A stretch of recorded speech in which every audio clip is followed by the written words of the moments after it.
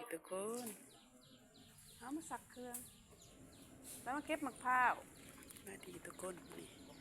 พามาส้มเก็บมะพร้าวมีอยู่บ่พอได้อยู่บ่พอดีอ่อนผู้สิขึ้นกับเบิ่งแล้วไว้สังเกตการมีอยู่บ่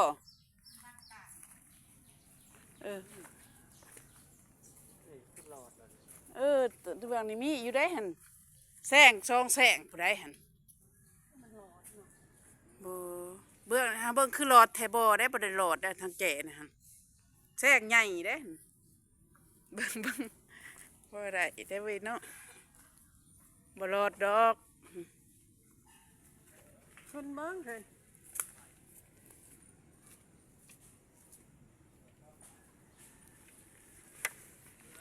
สูงบ่ผู้ขึ้นกัอุกใจได้นะทุกคน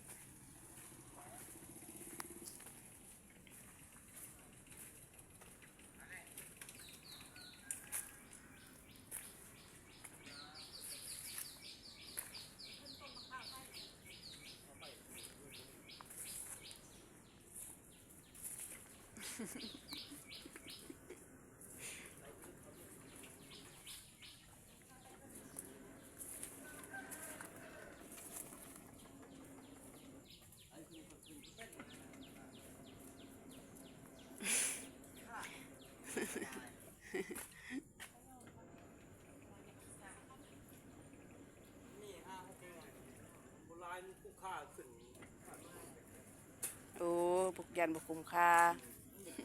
โบราณเป็น10 หน่วยมันก็ได้บ่ได้บ่10มันก็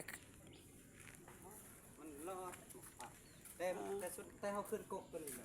นบ่เป็นเจ้าก็สร้างสิได้คนขึ้นโดยเฉพาะเนาะเจ้า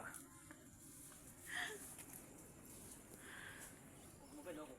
เขาไฟได้มะพร้าวไผ่ได้แต่มะพร้าวนี่บ่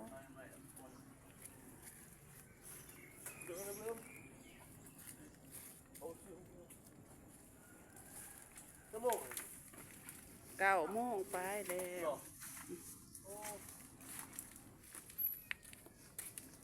แต่บัดละว่าบ่จากบนคำเนาะเรียอยู่เลยบ่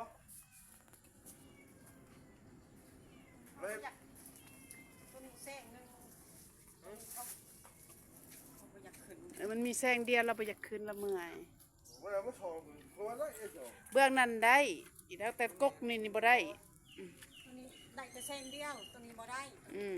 ถ้าเอาบาทเดียวเด้อตัวนี้ถ้าเอาบาทเดียวถ้าขึ้นมาเดียวพอแสงหนึ่งมันอ่อนร้ายมันหน่อยข้อแก่บ่แก่ที่เขาเรียกมันเอาสายเมียนเนี่ยไอ้เสือกมัดอย่ามันตกออกตีทุกคนมาเบิ่งแล้วสิขึ้นกกเผาทุกคนจ้า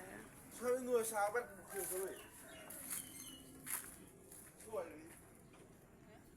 เราชาวเมื่อยโลกทำอะไรหรอบ้านชาวเขาจะไม่ยังเขา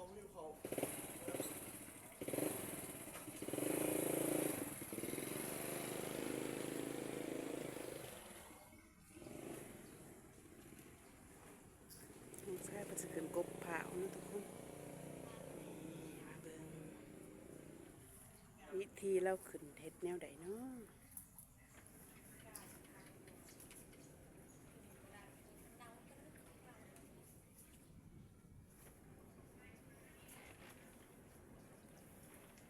ขึ้นแล้วทุกคนหักรถค่ะ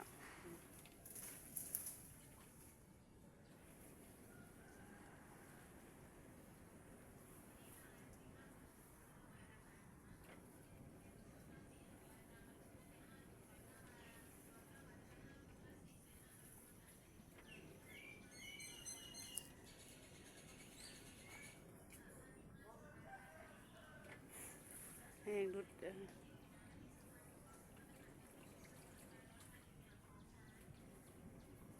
ใส่ลายอย่างนี้จะมีไปอยากไป มันเลือกเขาเผาไปตา เข้าไป เผาไปเป็นเผาไปกล้ามแหน่ที่นี่ไปเห็นเราก็เลยถ่ายแล้ว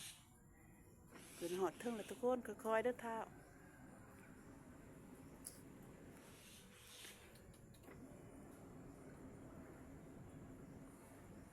ไป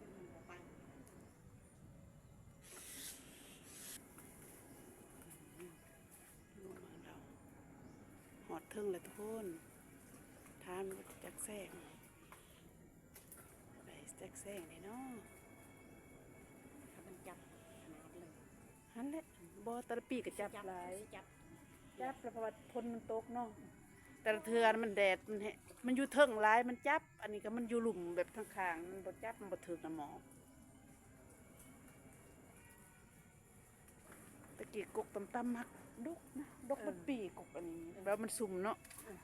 มันปีตะกี้กกต่ำๆนี่ค่อยขึ้นตั้งเทือละ4-5แสงกกมะพร้าวอันนี้หลายดกแต่ปลูกเสียเลยพอแล้วปลูก พอจับมาเชียร์เลยเนาะ เสียแล้วดกดีกก ยังหนุ่ นะ มยังน้อยเนาะเมืองดี เว้ยบริหนุ่มได้เรา60ไป กระซ้ำนันก็นุ่มเลยเนาะ เท่าแหละ ทันหอด7-80ก็หูนะพอเจ้า แม่น ไอ้สมสนุกเนาะที่ท่านเทาซัง นั่นแหละได้จากแสงที่เนาะเฮ้ยทุกคนย้อนลงมาแล้วบันทายเมื่อกี้นะต้องขอโทษหลาย ๆ เด้อขาดขั้นตอนไปเลยมัวแต่คุยกันหลายนี่